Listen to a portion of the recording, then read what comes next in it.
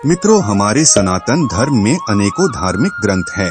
इनमें से एक है महाभारत, जो कि केवल कौरवों और पांडवों के बीच हुए युद्ध की वजह से ही प्रसिद्ध नहीं है, बल्कि महाभारत में ऐसे अनेकों रहस्य छिपे हुए हैं जिनसे लोग आज भी अनजान हैं और इनके बारे में विस्तार से जानने की इच्छा रखते हैं।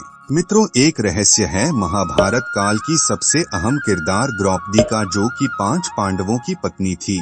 लेकिन शायद आप में से आज भी कई लोग ये नहीं जानते होंगे कि द्रौपदी का विवाह 5 पांडवों से क्यों और कैसे हुआ। इसके साथ साथ द्रौपदी 5 पांडवों के साथ अपना पत्नी धर्म कैसे निभाती थी, क्योंकि हमारे सनातन धर्म में कोई भी स्त्री सम्मान पूर्वक केवल एक ही पुरुष के साथ अपनी सुहागरात कर सकती है, तो फिर द्रौपदी ने 5 पांडवों के साथ अपनी सुहागरात कैसे मनाई थी और इसके लिए क्या क्या नियम बनाए गए थे। अगर आप भी जानना चाहते हैं महाभारत के रहस्य के बारे में, तो बने रहें हमारे साथ वीडियो के अंत तक। दोस्तों, द्रौपदी राजा द्रुपद की पुत्री थी, जिनका जन्म एक यज्ञ की अग्नि से हुआ था। महाभारत की कथा के अनुसार ऐसा बताया जाता है कि राजा द्रुपद और कौरव पांडव के गुरु द्रोणाचार्य एक समय पर बहुत ही अच्छे मित्र हुआ करते थे और बचपन में राजा द्रुपद ने द्रोणाचार्य को ये वचन लिया था कि जब कभी वो राजा बनेंगे तो अपना आधा राज्य द्रोणाचार्य को सौंप देंगे। लेकिन राजा बनने के बाद द्रुपद ने द्रोणाचार्य को अपना आधा राज्य देने से मना कर दिया और उन्हें राज्यसभा से अपमानित करके दिया। इस तरह अपमानित होने के बाद जब द्रोणाचार्य हस्तिनापुर पहुँचे तो वहाँ भीष्म पितामह ने उन्हें राजकुमारों को शिक्षा और धनुर्विद्या देने का कार्य सौंपा।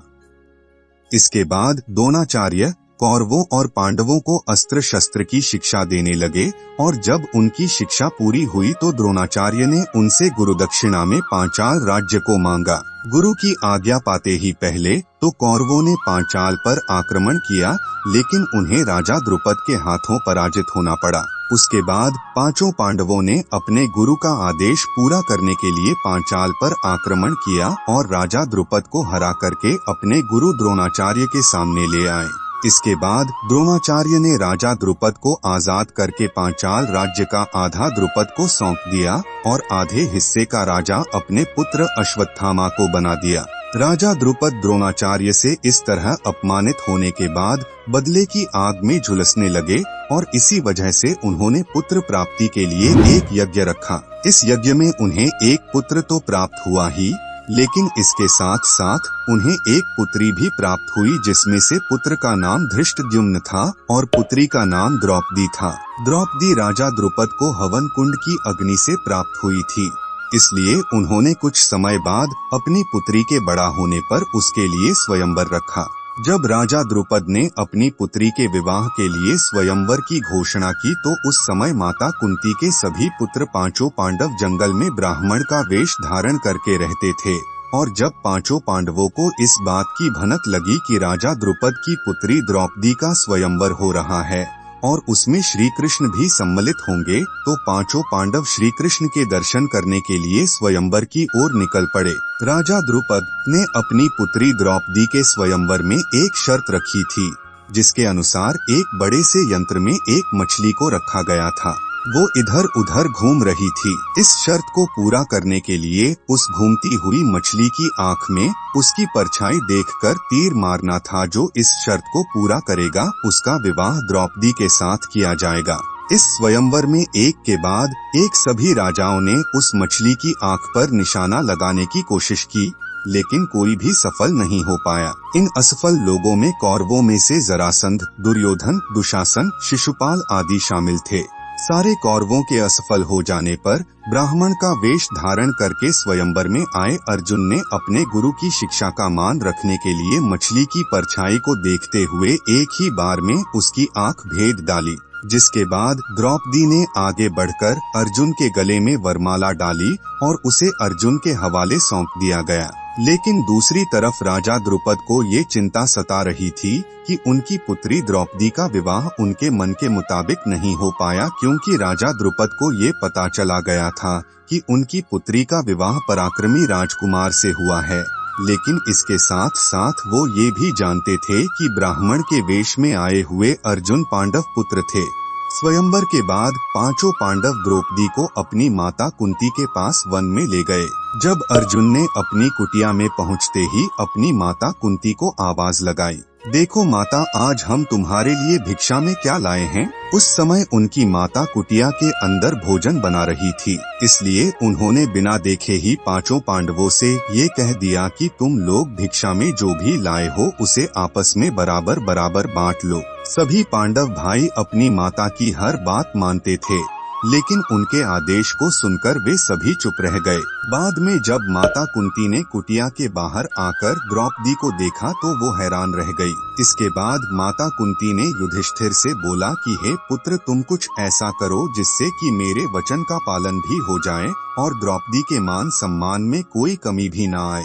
जब धर्मराज युधिष्ठिर भी इस समस्या का कोई हल नहीं निकाल सके तो आखिर में फैसला किया गया कि द्रौपदी का विवाह पांचों पांडवों से किया जाएगा। लेकिन जब इस बारे में राजा द्रुपद को पता चला तो उन्होंने महर्षि वेदव्यास से पूछा कि कोई स्त्री भला 5 पुरुषों की पत्नी कैसे बन सकती है, यह तो हिंदू धर्म की मर्यादा के खिलाफ है। फिर महर्षि वेदव्यास ने राजा द्रुपद को ये बताया कि द्रौपदी को उसके पिछले जन्म में भगवान शिव ने ही ये वरदान दिया था और भगवान शिव की उसी वरदान की वजह से ये समस्या पैदा हुई है।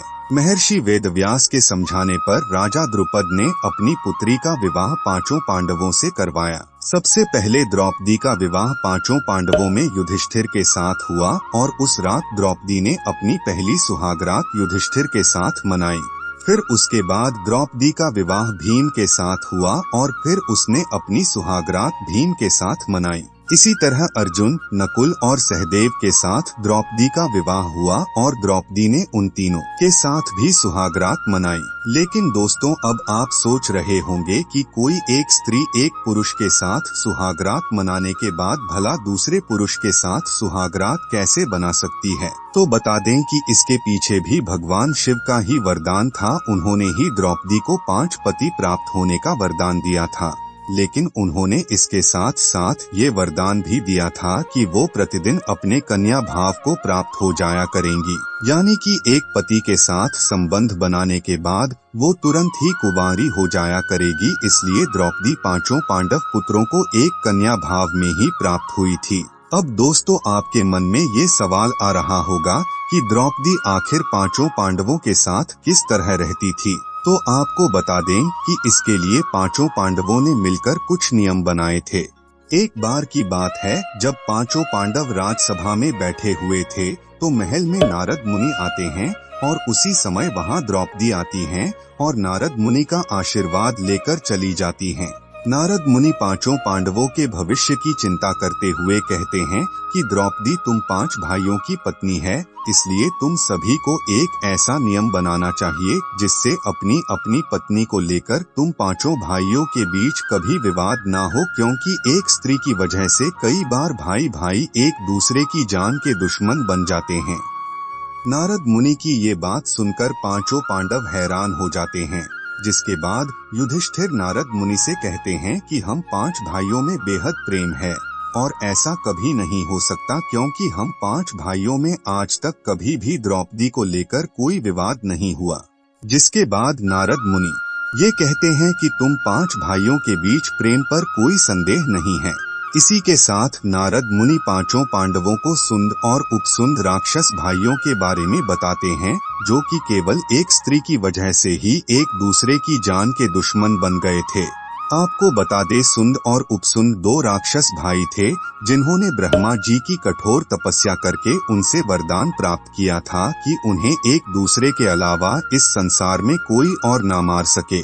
ब्रह्मा जी से वरदान प्राप्त करने के बाद दोनों राक्षसों ने पृथ्वी पर हाहाकार मचाना शुरू कर दिया। जिसके बाद समस्या को हल करने के लिए ब्रह्मा जी ने एक सुंदर कन्या जिसका नाम तिलोत्मा था उसकी रचना की। तिलोत्मा इतनी सुंदर थी कि इसकी खूबसूरती पर सुंद और उपसुंद दोनों भाई मोहित हो गए और उसके लिए आपस में झगड़ने लगे और झगड़ा इतना ज्यादा बढ़ गया कि दोनों भाइयों ने तिलोत्मा की वजह से आपस में एक दूसरे की हत्या कर दी। नारद मुनि के इतना समझाने पर युधिष्ठिर ने एक नियम बनाया कि द्रौपदी हर साल पांचों पांडवों में से किसी एक के साथ अपना समय व्यतीत करेंगे। मतलब कि द्रौपदी 1 साल तक किसी एक पांडव की पत्नी बनकर रहेंगी और जब द्रौपदी अपने कमरे में किसी एक पांडव के साथ रहेंगी तो दूसरा पांडव उस कमरे में नहीं जाएगा और यदि कोई इस नियम को तोड़ेगा तो वो पांडव 1 साल तक वन में रहकर कठोर ब्रह्मचर्य का पालन करेगा। तभी एक बार की बात है जब द्रौपदी युधिष्ठिर के साथ अपने कमरे में बैठी हुई थी और अर्जुन उस कमरे में अपना धनुष भूल गए थे। जब अर्जुन उस कमरे में अपना धनुष लेने गए तो अनजाने में उन्होंने इस नियम को तोड़ दिया, जिसके बाद उन्होंने जंगल में रहकर 1 साल तक कठोर ब्रह्मचर्य का पालन करना पड़ा था। हालांकि अर्जुन ने धर्मराज युधिष्ठिर का नियम धर्म का पालन करने के लिए तोड़ा था, फिर भी अर्जुन की बात का मान रखते हुए वनवास चले जाते हैं। दोस्तों, आज भले ही लोगों के बीच बड़े छोटे का लिहाज नहीं है, द्वापर युग में अपनों से बड़ों की बातों का मान रखना हर इंसान का कर्तव्य होता और इसलिए पांचों पांडव ने धर्म के मार्ग पर चलते हुए हमेशा अपने बड़ों की बात का मान रखा। तो मित्रों, इस वीडियो में इतना ही, तब तक के लिए धन्यवाद।